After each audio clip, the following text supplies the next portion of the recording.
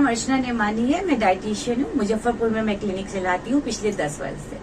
मैंने पाया है कि मुजफ्फरपुर के लोगों में या तो एनीमिया बहुत ज्यादा है, गैस ब्लोटिंग की शिकायत बहुत ज्यादा होती है, और लोग हाई कोलेस्ट्रॉल से ग्रसित हैं, डायबिटीज है, सब कॉमन प्रॉब्लम्स हैं जो आजकल बहुत ज्यादा देखे जा रहे हैं।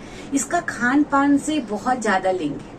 अगर आप सही खाते हैं, संतुलित खाते हैं, सुबह उठने से लेकर रात में सोने तक क्या खाना चाहिए, कितना खाना चाहिए, कैसे पकाना चाहिए, ये सब सीखना बहुत जरूरी है।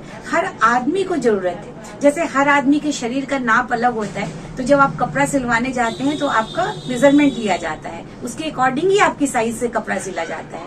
ठीक वैसे ही आपके शरीर, आपकी लंबाई, आपकी मोटाई और आपका प्रोफेशन, इन सब को देख करके आपका खान पान का रूटीन होना चाहिए कि सुबह से शाम तक आपको क्या खाना है, कैसे खाना है और कितना खाना है। लोगों को दिख रहे हैं कि मोटापा ज्यादा बढ़ रहा है, चाहे महिलाएं हो चाहे जेंट्स हो, और युवा भी मतलब कि देख रहे हैं कि उन लोग का भी मोटापा अधिक बढ़ रहा है। इसके लिए क्या खाना चाहिए और कैसे बचना चाहिए, मतलब कि तरह तरह के जो बीमारी फैल रहे हैं उनसे कैसे बचना चाहिए? हाँ, मोटापा बहुत सामान्यतः हमारे समाज में फैलता जा रहा है और ये भयंकर बहुत सारी बीमारियों को पैदा करता है। इसलिए सबसे पहले आप ये ध्यान रखिए, बचपन से ही अपने बच्चों को वो टेस्ट डेवलप कराएं जो हमारे दादी नानी खाते आ रहे थे। आप हमारे बच्चों को पिज्जा, बर्गर, चीज, कृपया इन सब चीजों की तरफ मत बढ़ाएं, क्योंकि उनके टेस्ट बर्ड्स वैसे ही डेवलप हो जाएंगे। तो सबसे पहले तो बच्चों की माओ से मेरा रिक्वेस्ट है कि वो बचपन से अपने बच्चों को साग, सब्जी, सलाद, दाल, दही, दूध, अनाज खाना सिखाएं। जैसे जैसे हम बड़े होंगे, हम स्वस्थ खाना खाएंगे, हमारा मोटापा नहीं बढ़ेगा। मोटापा तो हमारा बढ़ता है कि अगर हम दिन भर बैठे रहते हैं, ठीक से काम मतलब ध्यान से अपना वर्कआउट नहीं करते, शारीरिक व्यायाम नहीं करते और बहुत ज्यादा खाते। जैसे रोज समोसा खा रहे हैं, रोज कचौरी खा रहे हैं, रोज बाहर की चीजें खा रहे हैं, होटल में हफ्ते में 2 बार 3 बार होटल में खा रहे हैं, तो मोटापा तो बढ़ेगा ही ना। सामान्यतः अगर आप भरपेट खाना खाते हैं सुबह से शाम तक, और में मतलब कि जो खान पीन का मेन महत्व होता है कि क्या खाएं क्या नहीं खाएं, जिसके कारण से खान पीन की वजह से मतलब कि जो नॉर्मल डिलीवरी होना चाहिए वो सीजर केस ज्यादा हो रहे हैं। इस पर क्या कहेंगे? नहीं, सिजेरियन केस होना एक अलग मुद्दा है, वो उसको इससे आप ना जोड़े। वो तो जो प्रॉब्लम है आपकी गायनी बताती है उसकी वजह से होता है। लेकिन हाँ, प्रेगनेंसी में खान पान का बहुत रोल है। जैसा बीज होगा वैसा ही तो फल होगा ना। जैसा बच्चा होगा वो जाके बड़ा सभी समाज में सभी नागरिक तभी बनेगा ना जब वो स्वस्थ होगा, और स्वस्थ तब होगा जब उसकी माँ गर्भावस्था में 9 महीने अच्छे से खाना खाएगी। तो गर्भावस्था में क्या खाना चाहिए? शुरू के 3 महीने का खाना अलग होता है, बाद के 6 महीने का अलग, और अंतिम लास्ट के 3 महीने का खाना पान अलग होता है। तो जो सब महिलाओं को सीखना बहुत जरूरी है, और ये इस पे भी डिपेंड करता है कि प्रेगनेंसी के पहले उस महिला का वजन कितना था, उसका हीमोग्लोबिन लेवल कितना है। इन सब चीजों को देखकर सही मानिए, जो आप आयरन कैप्सूल, फॉलिक एसिड का कैप्सूल आप खाते तो हो, लेकिन जो आयरन आपको खाना से मिलेगा, जो कैल्शियम आपको खाने से मिलेगा, उसका कोई जोड़ नहीं है।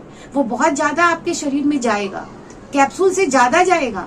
इसलिए जरूरी है कि आप ये सीखें कि आप स्वस्थ खाना खाएं, ताकि आने वाली संतान स्वस्थ हो। स्वस्थ संतान होगी तो आपको उसको लेके डॉक्टर के यहाँ ज्यादा नहीं दौड़ना भागना पड़ेगा, वो फटाफट और तंदुरुस्ती के साथ बड़ा होगा बच्चा। किसी किसी को बीपी हाई है, किसी को लो है, बाद में वही जैसे पुराना हो जाने पर मतलब हार्ट अटैक का शिकार हो जाते हैं। तो उसमें क्या खाना चाहिए कि जो बीपी लो और हाई में क्या खाना चाहिए जिससे मतलब कि हार्ट अटैक का मतलब की संभावना न बने? बिल्कुल, बीपी के लिए हम जरूरी है कि हम फाइबर वाला खाना खाएं, यानी साग सब्जियां ज्यादा खाएं जिसमें फाइबर हो। खासकर नॉन वेज को नजरअंदाज करें। बड़ा मुश्किल हो गया है, आजकल का समाज नॉन वेज छोड़ना ही नहीं चाह रहा है, जबकि नॉन वेज खाने से इतनी सारी बीमारियां, कैंसर, बीपी, कोलेस्ट्रॉल हाई हो जाना, हम दुनिया की बीमारियों से जूझते हैं और इतने तनाव में भी रहते हैं। इसलिए अगर हम थोड़ा सा इस बात का ध्यान रखें कि नॉनवेज अगर खाना ही है तो उसको सही कितनी मात्रा में खाएं और कैसे पकाएं। ये जी रहे, इतने अंधेरे में जीना अच्छी बात है क्या? आप एकदम सीखिए, और निश्चित मानिए आपको डायबिटीज नहीं होगा। अगर आपके मम्मी पापा, दादा दादी किसी को भी डायबिटीज है लेकिन आपको डायबिटीज नहीं होगा, थोड़ा सा सीखने की जरूरत है।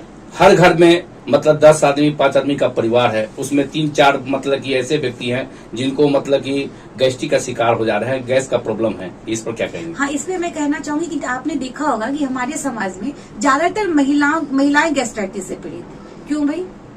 क्योंकि वो अपने पूजा पाठ, स्नान, ध्यान और घर के बाकी सदस्यों का ध्यान रखने के चक्कर में अपने आप को अवॉइड करती हैं। वो सुबह उठती हैं 5 बजे, 5:30 बजे और खाती है 12 बजे, कोई 1 बजे, 2 बजे ऐसे खाती हैं। तो एक लंबे अंतराल तक उठने के बाद नहीं खाने के कारण उनको गैस बनना शुरू हो जाता है, या व्रत उपवास बहुत ज्यादा करती हैं उसके कारण गैस बनना शुरू हो जाता है। तो अगर टाइमली खाएं, सुबह उठने के बाद नहीं कुछ तो सत्तू घोल के ही पी लीजिए, बहुत आसान है। खाना नहीं बना पा रही, सत्तू पी लीजिए, गैस नहीं बनेगा। अपनी ओर से आप तो बराबर मतलब जागरूकता करते रहते हैं, शिविर लगा के हो जैसे भी लोगों को बताते रहते हैं, और लोगों से क्या अपील करना चाहेंगे आज के दिन? मैं लोगों से एक ही अपील करना चाहती हूँ कि अपना ध्यान रखिए, स्वस्थ रहिए, अपना वजन को कंट्रोल रखिए। एकमात्र वजन को कंट्रोल रखिए, आप बाकी सारी बीमारियों से बच सकते हैं। और स्वस्थ खाइए, प्रसन्न रहिए। डॉक्टर्स के यहाँ बार बार दौड़ के दवाई फाँकना अच्छी बात नहीं होती है। दवाई की जगह अच्छा खाना स्टार्ट कीजिए खाना। परिचय बताइएगा। मेरा नाम अर्चना नेमानी है। मैं यहाँ न्यूट्रिशनिस्ट हूँ मुजफ्फरपुर में। बैंक रोड डोमा पोखर पे मेरा क्लिनिक है, आहार क्लिनिक के नाम से। आप गूगल पे भी सर्च करेंगे तो आपको मिलेगा। और मेरे यहाँ diabetes, heart problem, cholesterol, fatty liver, stone, pregnancy में, ये ओल्ड एज लोगों को, बच्चों को, सबको क्या खाना पीना चाहिए, तमाम बीमारी में क्या खाना पीना चाहिए, ये सारी चीजों को जानकारी दी जाती है। संपर्क बताया जाए, नंबर। संपर्क नंबर 9472573686।